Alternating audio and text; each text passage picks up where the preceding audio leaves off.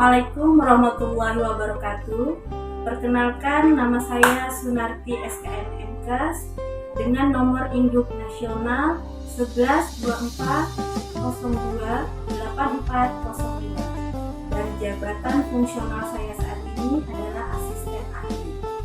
Saya merupakan salah satu dosen tetap di Prodi S1 Kesehatan Masyarakat Stikes Kapuas Raya Sintang, Kalimantan Barat.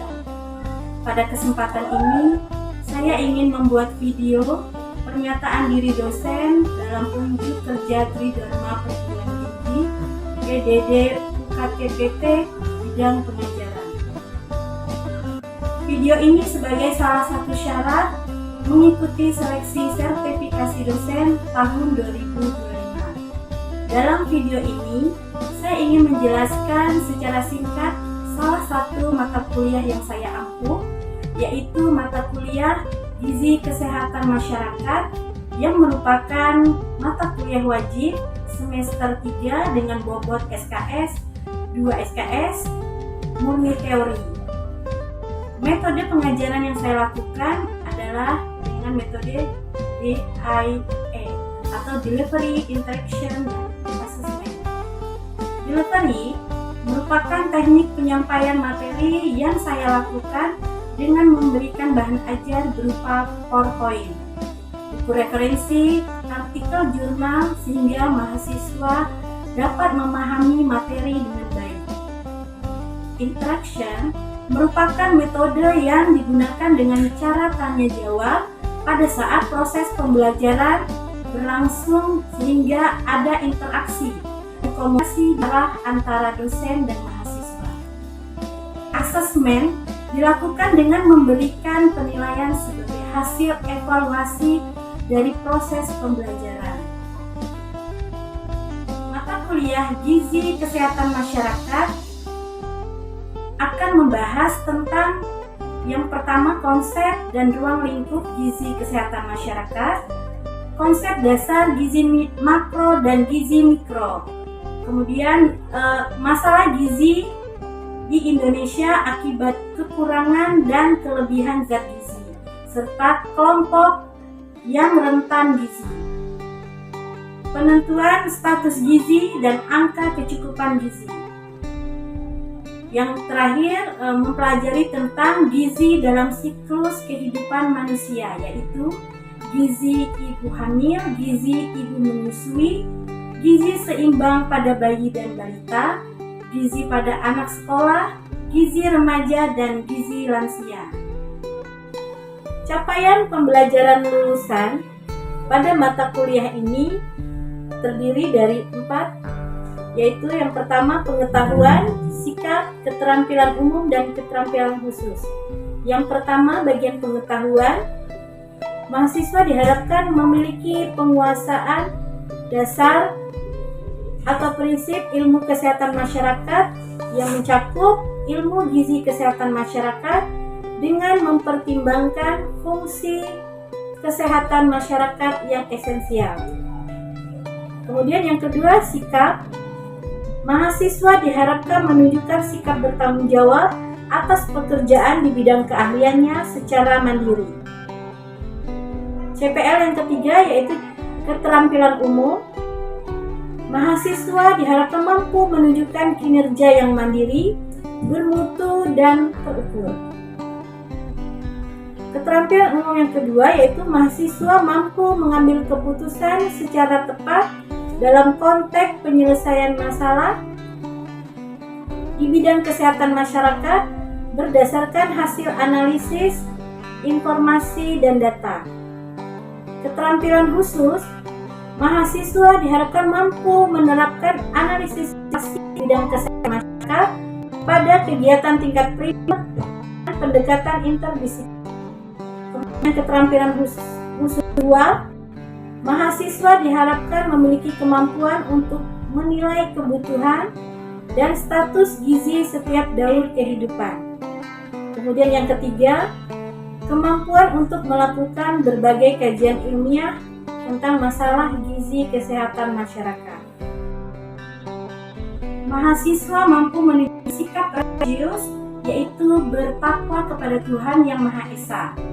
Kemudian mahasiswa mampu menunjukkan sikap bertanggung jawab atas pekerjaan di bidang keahliannya secara mandiri. Mahasiswa mampu menguasai konsep umum gizi kesehatan masyarakat. Kemudian selanjutnya mahasiswa mampu memahami permasalahan gizi di dunia dan di Indonesia. Capaian pembelajaran mata kuliah yang selanjutnya, mahasiswa mampu menguasai dan memahami konsep gizi makro dan gizi mikro. Selanjutnya, mahasiswa mampu memahami gizi dalam siklus kehidupan manusia, yaitu mulai dari gizi bayi balita sampai pada gizi lansia. Selanjutnya, mahasiswa mampu dan terampil mengidentifikasi serta mampu merencanakan langkah-langkah dan melakukan upaya pemecahan masalah gizi kesehatan masyarakat. Terakhir, mahasiswa mampu melakukan kegiatan intervensi masalah gizi baik di sekolah maupun di masyarakat yang diintegrasikan dalam penelitian dan pengabdian saya, yaitu penelitian dengan judul efektivitas pemberian bubur Jawa dalam peningkatan berat badan dan tinggi badan balita stunting di Kecamatan Kayan Hilir, Kabupaten Sintang pada tahun 2020. Kemudian pengabdiannya melakukan penyuluhan tentang keamanan pangan, jajanan sehat anak sekolah untuk pencapaian gizi seimbang di Sekolah Dasar 09 Kabupaten Sintang tahun 2022. Materi tentang masalah gizi di Indonesia, kemudian masalah gizi lebih, masalah gizi kurang, masalah gizi ibu hamil, konsep gizi ibu menyusui, gizi pada balita, gizi pada anak sekolah, gizi remaja, dan gizi lansia. Metode pembelajaran yang saya lakukan pada perkuliahan ini, penyampaian materi perkuliahan dalam 16 kali pertemuan sesuai dengan rencana pembelajaran semester, yaitu 14 kali pengajaran tatap muka, 2 kali yaitu UTS dan UAS. Media pembelajarannya yaitu tatap muka dengan PowerPoint, dilengkapi dengan hardware, laptop, dan LCD proyektor. Kemudian belajar mandiri dapat diakses mahasiswa melalui laman stikarasiakatcloud.com dan software berupa e-book, artikel, dan jurnal. Metode perkuliahan yang saya lakukan yaitu dengan ceramah interaktif, diskusi kelompok, penugasan berupa penugasan individu dan kelompok, serta praktek simulasi di kelas.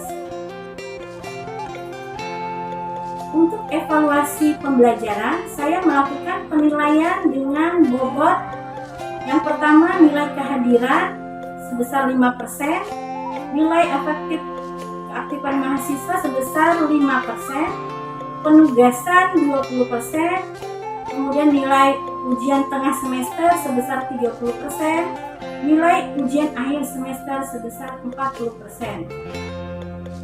Rentang penilaian yang pertama, nilai A dengan rentang 80 sampai 100 dan bobotnya 4. Kemudian nilai B dengan rentang 68 sampai 79,9. Nilai C dengan rentang 56 sampai 67,9. Nilai D 45 sampai 55,59. Nilai E 0 sampai 44,9. Adapun sumber pustaka atau referensi perkuliahan bisa didapat dari artikel jurnal sesuai dengan materi kuliah dan buku-buku referensi seperti Prinsip Dasar Ilmu Gizi karangan Sunita Al-Masir dan Penilaian Status Gizi karangan Suparyasa. Tersedia juga buku ajar saya terkait gizi balita, yaitu stunting dan pencegahannya. Berikut akan saya tampilkan cuplikan video pada proses pembelajaran mata kuliah Gizi Kesehatan Masyarakat pada pertemuan ke-12 tentang status gizi balita. Selamat menyaksikan. Assalamualaikum warahmatullahi wabarakatuh. Waalaikumsalam warahmatullahi wabarakatuh. Selamat pagi dan salam sejahtera. Pagi.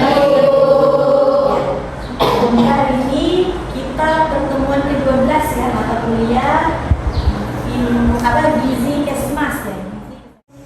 Ini apa itu gizi? Masih ingat nggak? Unsur pada gizi? Masih ingat apa saja unsur yang dibutuhkan oleh tubuh? Ada karbohidrat, protein, lemak, mineral dan vitamin dan mineral. Kita perlu mengetahui ya, apa itu gizi seimbang pada balita, kemudian apa yang mempengaruhi ya, faktor-faktor yang mempengaruhi ya pemberian makanan tambahan pada balita. Nah, dulu semester waktu kita belajar ilmu gizi, kita udah pernah praktek membuat aplikasi kan ya, ya makanan tambahan untuk balita. Nah, ini kita mengulang lagi ya untuk apa faktor yang dapat mempengaruhi pemberian makanan tambahan untuk balita. Bagaimana menu seimbang untuk balita? Ini adalah tujuan pembelajaran untuk materi status gizi balita ya. Nah, ini definisinya ya. Jadi gizi seimbang adalah ya, bisa dibaca? Bisa. Siapa yang membacanya? Ya, Bayu coba. Gizi seimbang yaitu gizi yang sesuai dengan kebutuhan tubuh melalui makanan sehari-hari sehingga tubuh bisa aktif, sehat optimal, tidak terganggu penyakit dan tubuh tetap sehat. Gizi seimbang dapat dipenuhi dengan pemberian makanan. Dan yang lainnya ya. Jadi harus seimbang kenapa? Harus memenuhi kadar yang dibutuhkan tubuh ya. Ada unsur gizi makronya dan ada unsur gizi mikronya ya. Jadi makanan yang dimakan ya, yang dimasukkan ke dalam tubuh itu harus mengandung semua unsur nih supaya seimbang ya. Artinya yang dibutuhkan tubuh itu selalu ada. Misalnya tadi kita perlu makan makanan yang mengandung protein. Protein itu sebetulnya dari mana saja? Contohnya apa? Telur, makanan yang mengandung lemak. Contohnya apa saja? Susu, baik, ya.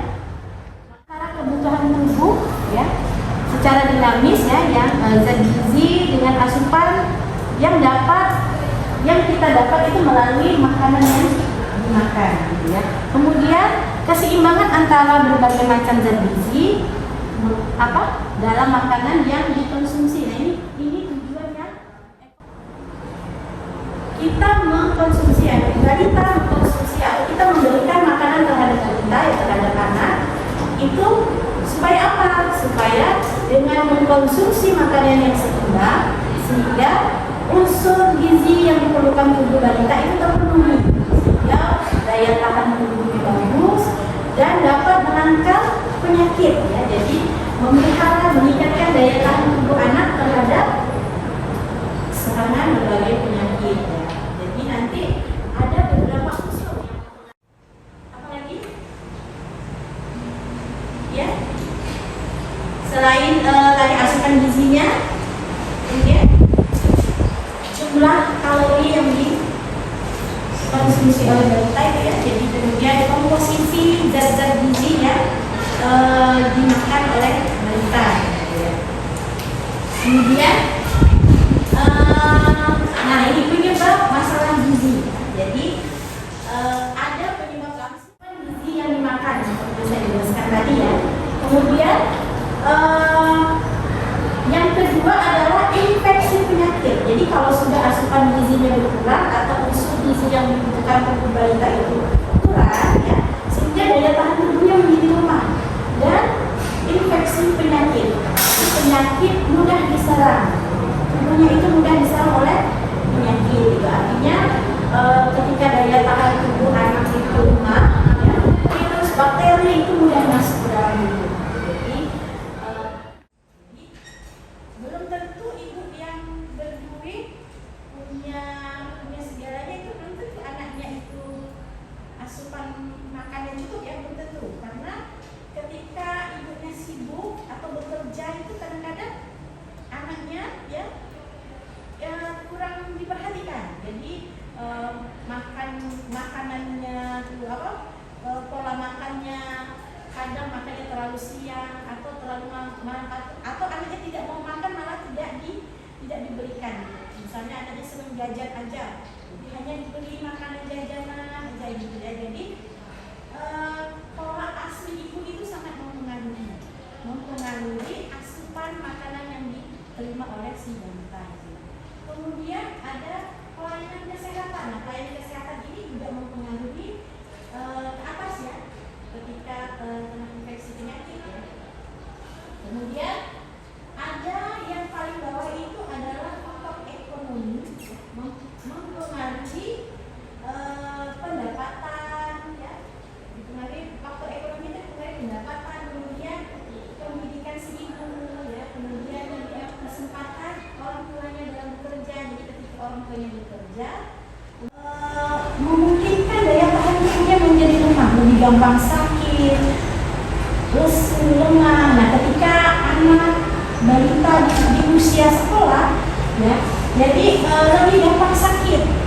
Ketika di sekolah malas atau lemah, lesu gitu ya, tidak bersemangat untuk menerima pelajaran gitu ya. Jadi materi atau pelajaran di sekolah gitu ya, sehingga ini dapat bersifat permanen dan susah dipulihkan. Nah, dampaknya kenapa lagi? Selanjutnya, ketika anak tidak bisa menerima pelajaran, diajar apa kata kita di sini istilahnya global gitu ya, dia tidak bisa menerima materi yang disampaikan misalnya, sehingga mutu atau SDM ya, sumber daya akan menjadikan calon SDM menjadi rendah gitu. Sehingga ini akan menjadi beban negara. Jadi pikiran yang tidak mampu untuk sekolah ya, jadi ketika SD tidak lulus misalnya, ketika lulus SD diluluskan masuk SMP begitu juga, sehingga nanti kurang kreatif jadinya ya. Nah, SDM yang seperti ini dikhawatirkan akan menjadi SDM yang rendah ya, mutunya rendah, sehingga pola pikirnya menjadi WHO ya, terdapat 40 juta balita ya, diperkirakan balita mengalami OSIS atau apa? Kurus, istilahnya OSIS ya, jadi terlalu kurus ya. Kemudian diperkirakan separuh kematian anak di balita yang disebabkan karena kurang gizi ya. Kemudian ada 149 juta ya balita yang stunting ya. Stunting itu apa? Pendek ya. Jadi balita yang pendek di tahun 2022 itu ya sebesar 21,6%. Masih cukup tinggi ya untuk stunting di Indonesia. Kemudian dari data Kemenkes ya, angka prevalensi stunting untuk Kalimantan Barat ya, tahun 2018 itu sebesar 33,29%. Sangat lebih tinggi dari angka nasional ya untuk Kalimantan Barat. Kemudian dari kita lihat data terbaru SKI ya, Survei Kesehatan Indonesia tahun 2023 ya, data stunting secara nasional itu 21,5%. Kemudian untuk balita yang underweight ya, BGM bawah garis merah ya, sebesar 15,9%. Nah, kalau untuk angka postingnya ya, jadi tahun 2023 sebesar untuk tingkat nasional itu sebesar 8,5%. balita overweight. Overweight itu apa? Obesitas. Jadi balita obesitas itu rasa yang dibeli, gitu ya. Misalnya dibeli mentega yang keju, gitu ya. Boleh, tapi keju untuk balita, gitu ya.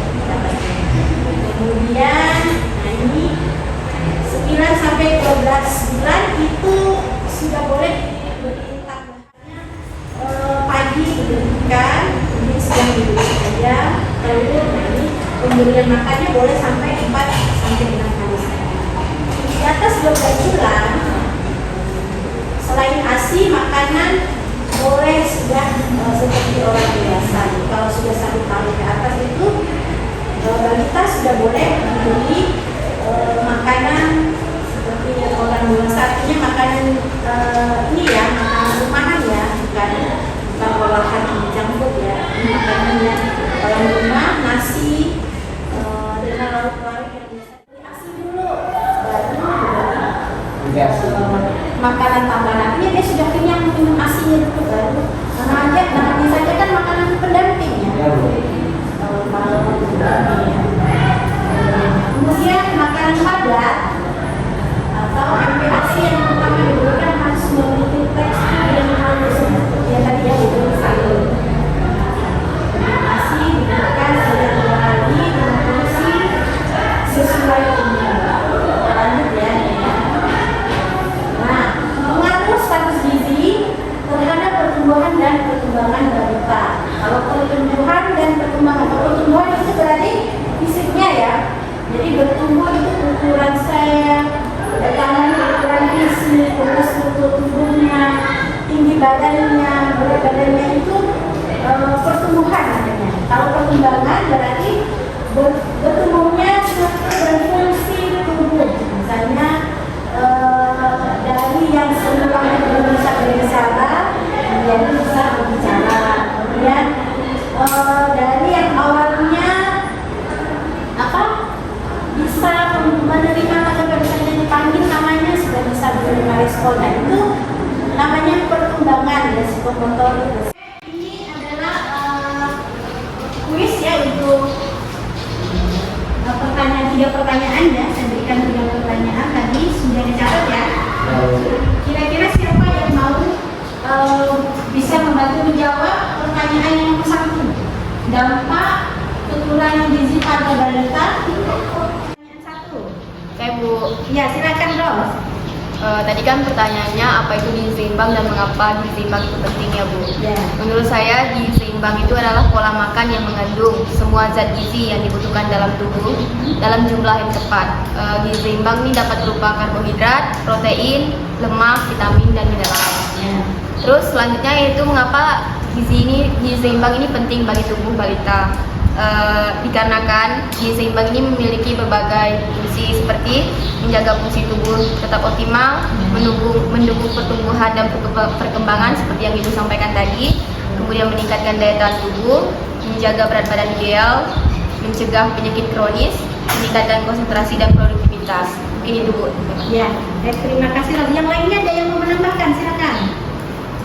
Kira-kira mengapa gizi seimbang itu penting untuk balita? Tadi sudah dijelaskan, salah satunya mendukung pertumbuhan dan perkembangan balita.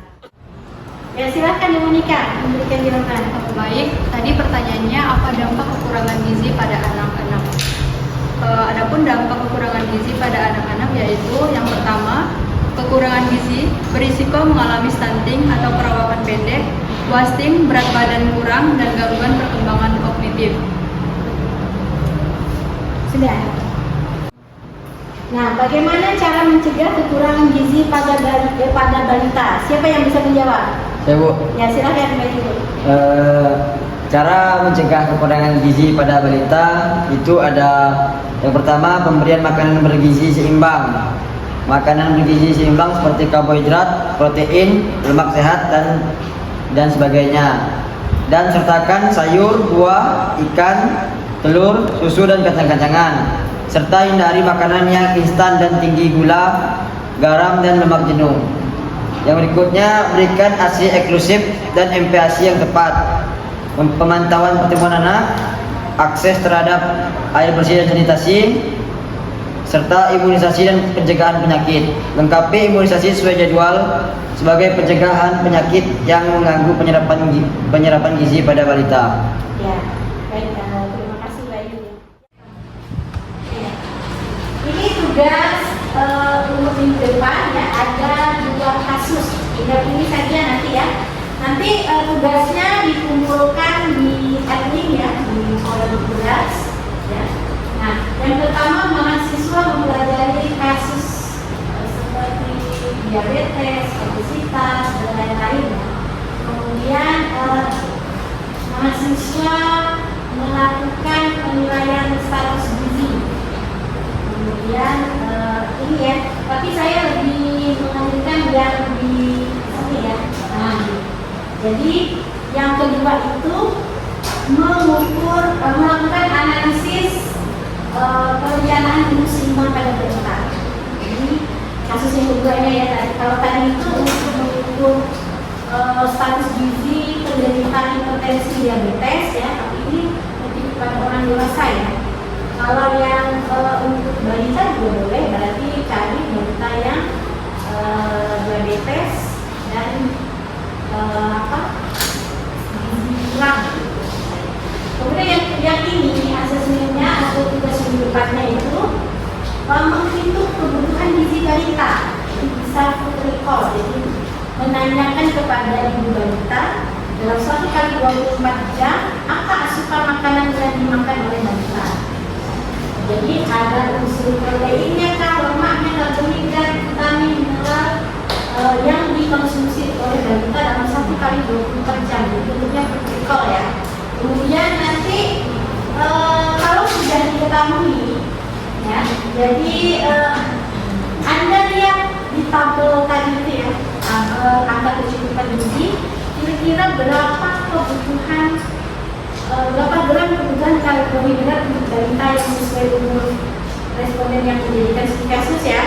Misalnya balitanya umur 3 tahun, berarti berapa kebutuhan karbohidratnya. Kemudian kebutuhan proteinnya berapa gram, lemaknya berapa gram, nanti Anda ukur, dibandingkan, ya, dianalisis. Kemudian berdasarkan itu Anda dapat merancang, jadi membuat rancangan. Upload di situ bentuknya Word, boleh, PDF boleh. Jadi nanti dibutuhkan, saya cek minggu depan di admin Cikarang untuk tugasnya. Oke, baik, sampai di sini ada yang mau ditanyakan terkait materi atau tugasnya? Ya. Oke, saya cukupkan untuk pertemuan hari ini. Terima kasih banyak. Apa yang kurang itu dari saya, yang lebihnya dari Allah ya. Jadi terima kasih banyak untuk partisipasi hari ini. Saya akhiri. Assalamualaikum warahmatullahi wabarakatuh. Selamat pagi.